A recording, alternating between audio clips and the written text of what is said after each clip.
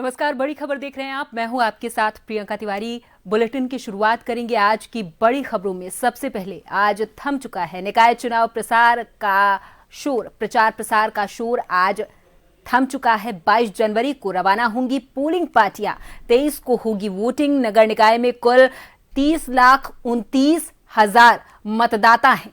मतदान दल 22 से रवाना होंगे। निकाय चुनाव में 5,405 उम्मीदवार मैदान में हैं। प्रदेश भर में अध्यक्ष और नगर प्रमुख के लिए कुल 4,196 पोस्टल बैलेट, इसी तरह सदस्यों के लिए 4,142 पोस्टल बैलेट भेजे गए हैं। नगर निकाय में कुल 30,29,000 मतदाता निकाय चुनाव में है। बागेश्वर जिले में कुल 25,321 मतदाता।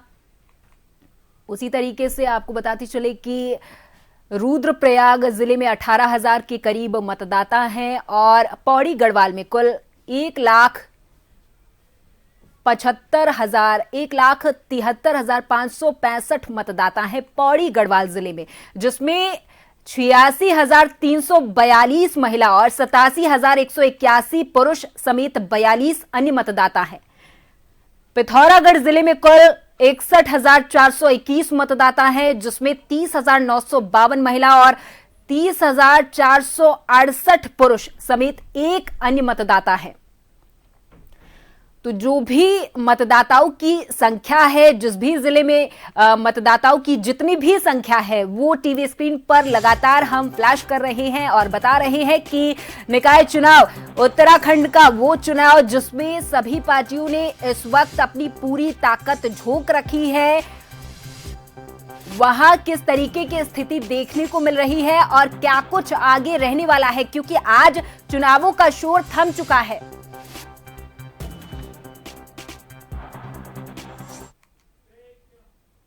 और इस खबर पर हमारे साथ देहरादून से bureau chief SN Pant ji phone line पर जुड़ गए हैं। पंत जी, आज निकाय चुनावों का शोर थम चुका है और जो भी पार्टियां हैं अब उन्हें ये इजाजत है कि डोर टू डोर कैंपेन कर सकते हैं, लेकिन जो रैलियां वो कर रहे थे, जनसभाएं कर रहे थे, उस पर पूरे तरीके से पूर्ण विराम लग चुका है। पंत जी।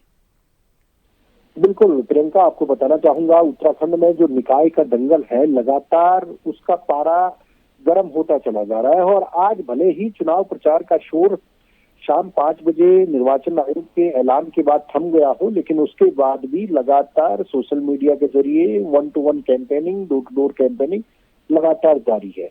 इससे पहले मैं आपको बताना चाहूंगा कि 11 नगर निगम हैं। 11 नगर निगम में 11 वो प्रत्याशी हैं भारतीय जनता पार्टी के जो मेयर के दावेदार हैं और अपने आप को ही जीत सुनिश्चित का दावा कर रहे हैं। वहीं कांग्रेस की तरफ से भी 11 मेयर के उम्मीदवार हैं। निर्दलीय भी लगातार चुनावी मैदान में है। आम आदमी पार्टी के, उत्तराखंड क्रांति दल के, इसके अलावा नगर पालिकाओं के अध्यक्ष हैं, नगर पार्षद के हैं, सभासद के हैं, यानी हजारों की तादाद में उत्तराखंड के निकाय के दंगल में इस बार तमाम राजनेता अपनी किस्मत को आजमा रहे हैं। और सबसे बड़ी बात है, इस बार के चुनाव में आपने देखा होगा कि भारतीय जनता पार्टी और कांग्रेस से भी काफी बागी हुए हैं और वो बागी भी इंडिपेंडेंट चुनाव लड़ रहे हैं।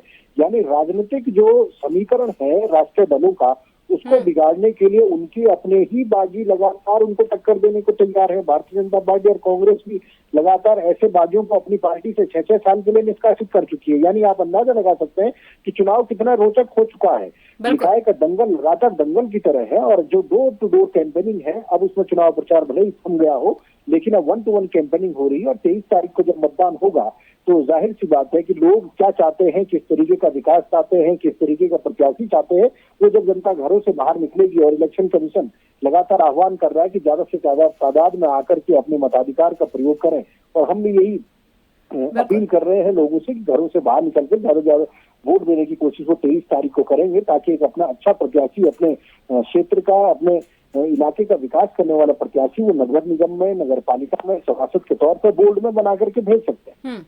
पंत जी, इस बार देखने वाली बात ये भी है कि निर्दलीय प्रत्याशी भी कुछ मैदान में हैं और इस बार कांग्रेस को भी बड़ा झटका लगा है, क्योंकि भाजपा की ओर जो प्रत्याशी चले गए, जो नेता चले गए और उन्हें वहां से टिकट दे दिया गया है, वो मजबूत हो गए हैं वहां से और भाजपा को एक मजबूती मिली है।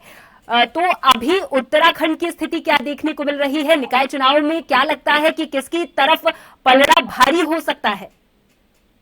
देखिए, ये चुनाव है, चुनाव हमेशा असंभावनाओं को समाप्त करते हुए आगे बढ़ता है। यानी चुनाव में हार और जीत का सिलसिला जारी रहता है और तमाम समीकरण, चाहे वो क्षेत्रगत समीकरण हो, जातिगत समीकरण हो, बाहुल्य समीकरण हो, इन तमाम समीकरणों को साधते हुए राजनीतिक दल अपने पार्टी के प्रत्याशियों को मैदान में उतारते हैं और जब पार्टी के प्रत्याशियों को मैदान में उतारा जाता है उस दरमियान एक टिकट के कई दावेदार हो जाते हैं और कई दावेदारों की जब इच्छाएं पूरी नहीं होती टिकट के रूप में या पद के रूप में तो वो बागी हो जाते हैं और बागी होने के साथ साथ कुछ तो मान मनोबल के बाद मान जाते हैं, कुछ गिव एंड टेक की सिचुएशन में कंप्रोमाइज कर लेते हैं और कुछ निर्दलीय के रूप में चुनावी ताल ठोक लेते हैं और उसको पार्टी निष्कासित कर लेती है। लेकिन राष्ट्रीय दलों के माथे पर उन्होंने बल जरूर ला दिया है, चाहे भारतीय जनता पार्टी और कांग्रेस हो। जहां तक रोचकता का सवाल है तो इस बार के चुनाव में रोचकता भारतीय जनता पार्टी और कांग्रेस के अलावा निर्दलीयों की भी है।